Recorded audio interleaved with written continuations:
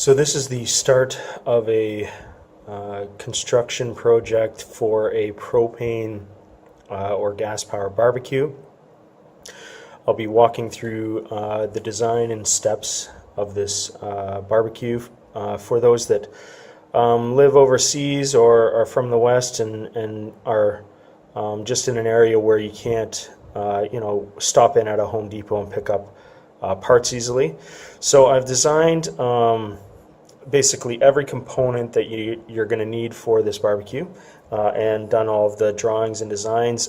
Everything is in imperial, so if you most countries are in metric, which I did another printout of the metric when I took stuff in to get it constructed, so you're going to have to do that on your own. Just do the simple calculations online or whatever. Anyway, so this here, all of the page numbers are found in the top corner here, so if I'm referencing a page number, that's where you'll find them. So this right here, this is the front view of the actual barbecue itself. This is the side view, and basically the way that this is constructed, you'll see later on, I've created a splash guard, and you can see right here there's a 1.5 inch overlap on the top of the barbecue itself, and that goes around three sides. So the front of the barbecue doesn't have that, but the right and the left side and the rear all have a 1.5 inch overhang for the splash guard, which will actually hold the lid and the rotisserie. So this is just the basic design for the front panel. Between each of the holes for the burner tubes, which are 1 inch holes, they're 6 inches, and it's 2.5 inches to the center from the bottom here. So you can see this is 19 inches up, and then from that 19 inch point, you're 2.5 inches to the center. 15 inches is the actual depth of the inside of the barbecue itself. Yeah, this is just easy design. I actually had the legs, I put them at 3 inches by 3 inches, but when I went to get this constructed, like a bunch of the different parts, they offered to put wheels on the bottom, so I'm actually going to have wheels, and I'll show that later on in the video once it's finally constructed. I went today looking at some of the pieces that they were going to construct, and they were just horribly wrong, so they need to be redone. But anyway, that's kind of beside the point. So this here, you can see up here, is the total depth of the actual barbecue is 22 inches, and I put that because that's going to include the thickness from the front of the barbecue up here, which would be around 1/8 of an inch, I guess. So this is a little overcast. It's actually probably going to be 21 and 5/8 or so from the front to the back. I'm using about 1/8 of an inch material, maybe a little thicker, especially for the splash guard, so just keep that in mind when you're looking at the splash guard. So this here is a top-down view when you're looking at the barbecue from the top. So basically you're looking at, here are the four burners. These are the tube burners, and there's 6 inches between each of the burners and to the edge. Each burner is 1 inch diameter. When you're looking here, you can see these arrows just kind of directing you. Basically, that is a 1/2 inch ridge that you need to put the actual grilling, like the grill, on top. So you have to have that on the top of the barbecue itself, so that you can have the burners recessed down into it, so they don't like fall off, if that makes any sense. Down here, you can see there's a little ledge here and a ledge here. This is a 4 inch. You can actually do 2 inch if you want to. 4 inch is a little excessive. 2 inches is fine. 2 inch by 2 inch would be fine, like height and depth. And that is at the bottom of the barbecue itself, because these tube burners are going to rest on it. On this side, they're going to rest. The front side, they're going to rest because that's where that hole is going to be drilled from the front. And then at the back, this is where they'll be attached down so that they don't sway, and the burner guards will just rest on both of these little ledges. So you can see that the width on the inside of the actual full-length barbecue is 34 inches and the depth is 20 inches. And the burner diameter is 1 inch.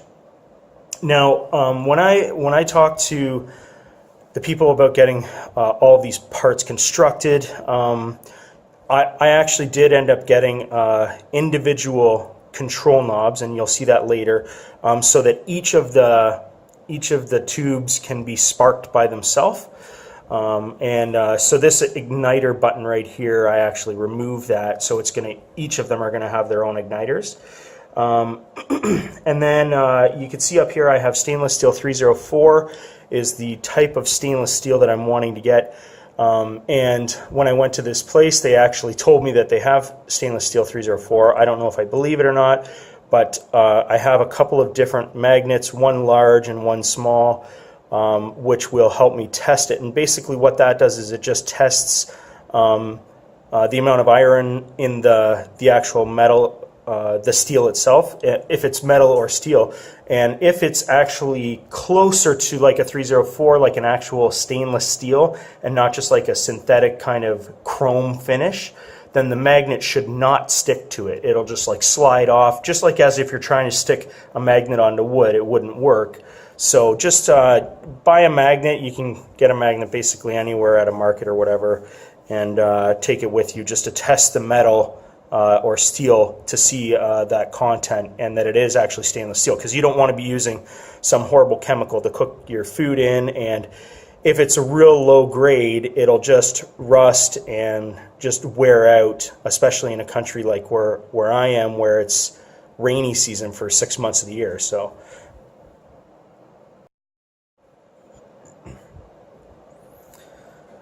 this drawing is for the splash guard. So this here, this is not obviously to scale, because this is 21 inches deep and this is 36 inches wide. This here is basically 2 triangles on each side, so a left and a right triangle. This is the right, this is a view from either the right or the left, it doesn't matter. And then at the back, the height of the actual back piece is 14 inches to match the triangle. So basically the idea here is, if you recall from the first, like from 1A, you could see that on 1A here, there's like the overhang of 1.5 inches for the right and the left and the rear. Well, that part is for this. So this is 1 inch, and I put 34 inches to the inside here, and you can see 21 inches to the inside here, and then plus an inch. Because this splash guard will be on the inside edge of the entire barbecue, and then this little 1 inch piece should just be a little piece of stainless steel welded on to the exterior of this splash guard, so that it can just be drilled down onto the actual barbecue itself. Now this is the idea, but depending on where you are and who you're having make your steel, you may get pieces welded in different ways, but this is the general idea. So that 1 inch all the way around, 34 inches to the inside, 21 inches to the inside, and then just that extra inch. So 36 to the outside and 22 depth here. So the trigonometry on this basically allows for a hole right here. You could see for, this is for the lid. This is going to be like a nut and bolt hinge on each side. And this is why I said earlier you definitely want to try and get thicker. If they're making the entire thing out of thinner steel, this would be one of the spots where you want to get something thicker, because it's going to be a hinge and holding quite a bit of weight on top of it. So this is a very important piece. So if you can get a thicker piece, or if they're doing it all thick, that's great. So here that is what the hinge is. 11 inches up to the hinge, 1.5 inches to the hinge hole, sorry, and then 6 inches over and 10 inches up. And this is basically for a rotisserie. Now this is a really important spot because of the trigonometry on this. It's going to match the lid. And why I say that, you'll understand when you see the design of the lid. The lid basically comes up like this and cuts over, and that rotisserie pipe will come out right at that perfect hole in the lid. Now, if when they're constructing the lid it just doesn't fit right, you can always just get them to grind a little bit out of that lid so that rotisserie will come out. So the rotisserie measurements are here, but you can buy usually a rotisserie in basically any country, from any store. Like it's just a pipe, and then you could get some little rotisserie. Now I wanted to get a hollow pipe so that you could slide it on, take it off, easily clean it, and easily replace the bolts and stuff like that, make it bigger or smaller. So that's the idea here. This will just slide right across and out, and then you'll be able to use the actual rotisserie rotating device. If they do this correctly, if when you're getting it constructed or you're cutting the steel yourself, you just have to follow my measurements to the T, and it will pop out right at that exact spot on the lid. What we're looking at here is the construction of the lid. So basically the design of this is actually a 2-scale drawing, just because I wanted to, I actually ended up making a model, so I used it to scale, just to test the corner, because the corner will match the rotisserie gap on the splash guard, so the rotisserie pipe will come through freely at this corner right here. So if you recall from the actual from the splash guard itself, you can see right here is that spot where that rotisserie is going to lean on. Well, this is the spot where it's going to come out in the corner here, and that's why the lid is constructed like this. So the splash guard will keep the heat down in this little area, and then the rotisserie, there'll just be a small little hole for that rotisserie to come out and freely turn. This bolt hole matches the splash guard bolt hole. Now, on the splash guard itself, you could see that the splash guard is 14 inches and this is 15 inches. I added an extra inch on the top just for free moving parts, and same with the distance from the front to back here. On the actual splash guard, you could see it is 21 inches right here from front to back.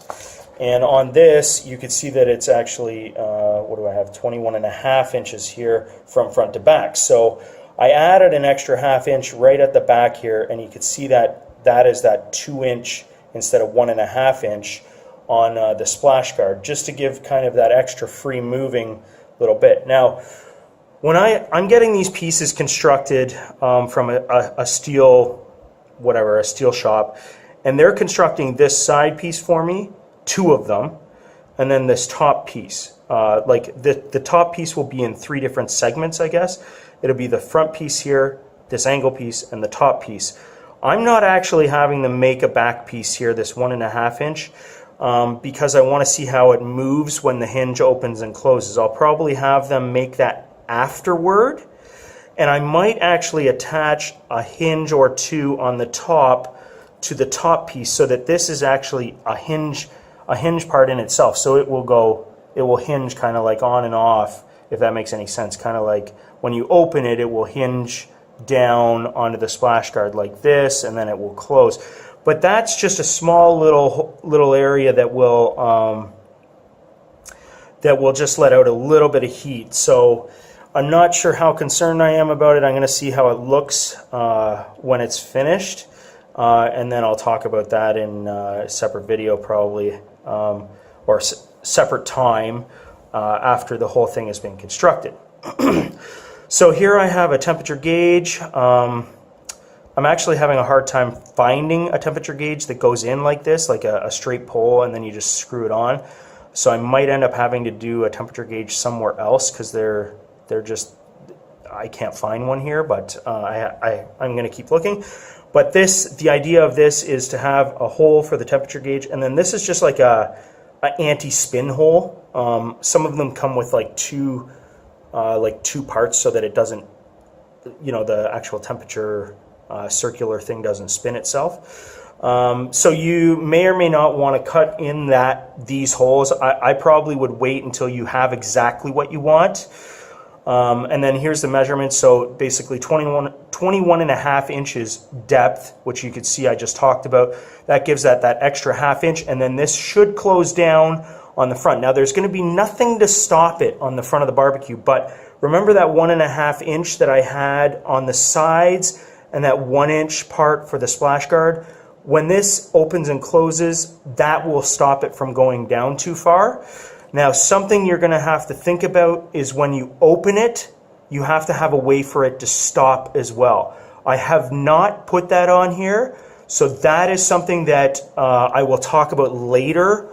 Once the actual unit itself is finished, I'll install something to stop it from just smashing back when you open it.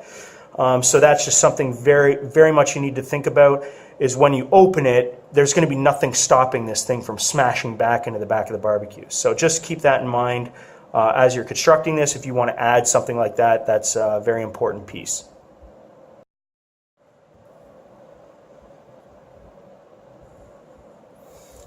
This is a drawing of the actual grills that will be placed on the top of the barbecue. If you remember from earlier, when I was talking about the overhead view, there was a ½ inch little space that you needed to do a recess, and that was to hold the grills from both sides. So I put here that I wanted to do 3 separate grills because I don't want it to be too heavy, and if you want to just clean out underneath or whatever, I just want to be able to pull one up and slide the other 2 around or whatever you want to do. Also, if you want to build a smoke box and put it down near the flame, I'm not suggesting you do this or suggesting otherwise. I will probably build a smoke box and just put it right on top of the grill, but some people like to put it down closer to the flame. So this will allow you to do that and still have kind of those 2 grills. So these are 11¼ inches wide and 19 7/8. I didn't stipulate each pipe thickness or the distance between the pipes because that's just a generic thing that you can usually go and buy and just say I want to get a grill and point at them, because they'll have these cheapo grills that they sell, and you could just be like, yeah, just exactly like that one, and this is the width I want. So it's the same for this. Now this is a different grill. I have it constructed here. Now I'm probably not actually going to have this done because the communication and the language barrier was too difficult to explain this part, but basically this was almost like a cup I wanted to have for the base of these. So this would be 4 cups holding it. So you could take this off and put them on, but I think I'm just going to have it built with basically kind of a leg out on each side so that it leans on top of this grill and just sits there. So this is going to be basically a second level. It's like your warm-up grill or whatever you call it. This is 10 inches deep, so comparatively to the inside of the grill, this is 19 7/8, so it's basically half the depth, and it is 10 inches high, and you can just see all the other measurements here. So this is just basically your warm-up grill that will be removable. You don't have to use it. You could just sit it on the side if you want to take use of the whole thing and not have this cumbersome thing sitting on top. You could take it out no problem. This diagram here is for the Venturi tube design and propane intake tubing plus the valves. Now you actually might be able to buy these. I was shocked at the amount of availability for burner tubes. Now they might not be exactly the same as this, but you can modify the earlier drawings to match what you are able to get. But I will assume that you cannot buy them and tell you how to build these. Now, by no means am I a gas propane expert, so take this with a grain of salt. I am not telling you that this will or will not work. You need to be very careful because I have no expertise in this. So this is just from doing research online and that sort of thing and watching other people's like do-it-yourself type videos to create torches and that sort of thing. So this is absolutely by no means professional talking here, but this is how I am going to construct it, or something similar to this. So when you're looking at, this is a side view of the barbecue as if the wall was removed. You can see that there's a burner tube, and earlier I talked about the two mounts. These are the 4-inch by 2-inch or 2-inch by 2-inch mounts that I talked about. And basically the burner tube comes across and gets screwed down into the rear. So this would be the rear mount. And then at the front, the venturi tube, which I'll explain in a moment, rests on the front mount, but everything here needs to be snug. So the venturi tube goes into this and is tight into the burner tube. The actual propane intake tubing needs to be tight, with the exception of the little piping inside. It needs to be tight so that none of this can move, okay? So including that little hole, you want it to be a snug fit up to the control panel, which is usually screwed on. So this is not going to be moving around a lot. So the size for the burner tube itself, I have 1-inch diameter.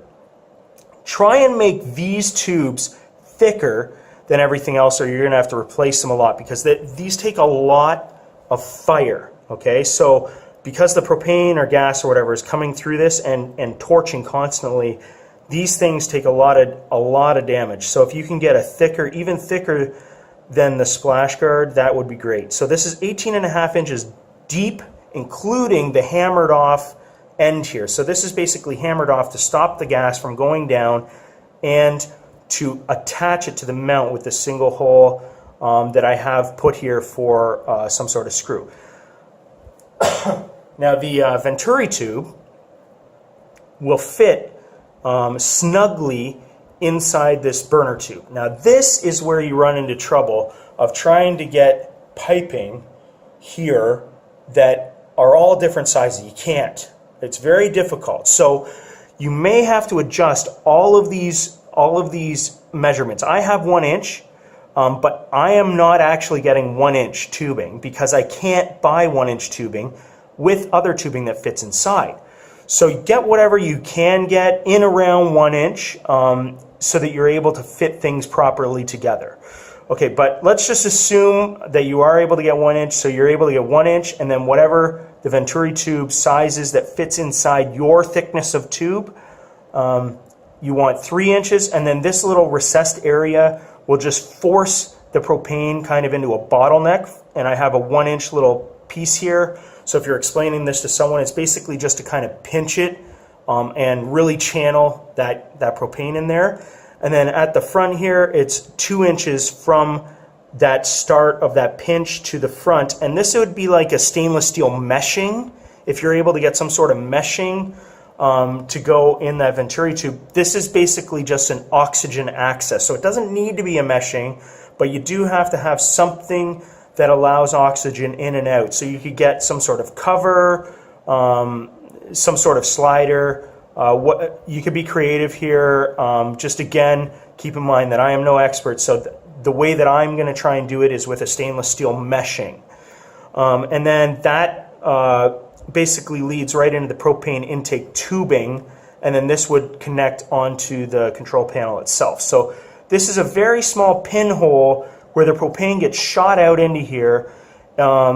It mixes with oxygen, and then it ignites here in the burner tube. So basically shoots out here, gets thrown down that venturi tube, ignites here, and if your flame is burning blue, that means it's very hot. If you have a yellow flame, then you probably want to try and adjust your oxygen intake. Now the way that I have this constructed is for the propane intake tubing, I'm trying to get, as I mentioned earlier, I'm having each of the control panel, control knobs control one burner. Now that means that from one propane tank, you need to have all of those connected, but you have to have a way to shut off going into the burner tube. So this is that plan, basically a connection to the propane tank, and then here are the connections to the control panel, right here. That's the pinhole going in up here. And then this is just the tube continuing on to the other one. So these would just be basically thread onto each other along the way, go into each of the tubes and go into the control panel so that you could turn it on and off. So you could just read this, but this is just basically like a theoretical at this point. If you can get something like this, you could think of different ideas, but the idea is that if one of these breaks or something like that, you could just take that piece out and have like a male thread on one side, female on the other, so you could just take it out and put another one back in easily, and you don't have to change all the threads around and get couplers or whatever. So that's kind of the basic idea here. Look into what you can get in your markets, and maybe there's something easier, maybe there's other tubing or connections that are easier than what I have suggested here. So this is just an idea. This is just another diagram showing basically the idea of how the control knob will connect to the Venturi tube, and just kind of ideas as I came up with them of how the control panel will work, and will it have an igniter, and how will it connect to the burner tube, and that sort of thing. So it's just kind of like the side view of what that would look like, and how it will connect to the propane pipe itself, or the propane tank itself through the tubing. So this, you know, I'm a bit concerned just kind of about the heat, so I contemplated doing insulators, but now with the design that I'm doing, the actual propane piping will be further away, so and outside of the actual flame area, so I'm not as concerned, but this is an idea to maybe insulate between the actual barbecue itself and where all of the tubing goes, especially if you use lighter tubing. In a lot of countries here, they use like hose that allows the propane to flow freely, which you may want to use some sort of insulation for. So these are all going to be found in the comments, all of these drawings. So. Okay, so this is just a side view of kind of the way that the burner tube would look. I'm suggesting 5 64th holes here, but you can maybe do a bit bigger. If you are doing this on a drill press yourself, or with just like a regular drill and a vise, you can maybe try 5 64ths first. And I don't know, like a 1 inch space between them, maybe less, probably less than 1 inch, and then just see how that works once you hook everything up. And if it's too yellow or just not enough flame, or it's not heating up enough, you can increase the holes yourself. So this is kind of a trial and error type thing here. Okay, so this drawing is the burner guards. We're obviously going to need 4 burner guards because there's 4 tubes. And this is just to protect each of the burners from splash from meats or whatever you're cooking, oils, whatever. And it just sits over top of the actual burners themselves. Now I have this as 3 inches wide, so 1.5 inches to the center. And then at the bottom here, you can see basically the way that it works is that top triangle piece up here is 1.5 inches tall. So you can do the trigonometry yourself on that. It's 1.5 inches tall, 1.5 inches wide there. And then this bottom part is only on the 4 corners. So 4 corners have heighteners to push up away from the burners themselves. So we want to push these up away from the burners so that they're not right on top of the flame, and the splash guard pushes the splash away from the burners themselves. So this 2-inch piece, those are only like little things that are going to sit on the mounts on each front and back of the barbecue. So don't run this the entire length. Only do like a kind of a 2-inch or whatever your mount is, just so that it sits on top of that mount properly. Over here is a front view of the control panel. Now these are just ideas. I didn't put in a degree here for the angle that you want, but maybe you want like, I don't know, 20, 30 degrees. And then you just kind of push that control panel out a little bit, just to get kind of comfort level. I don't really care, so mine's just going to be flat on, so it's not really a concern of mine. But if you want, this is just kind of a drawing to give you a layout, and you can change the numbers or whatever you want for when you're building this.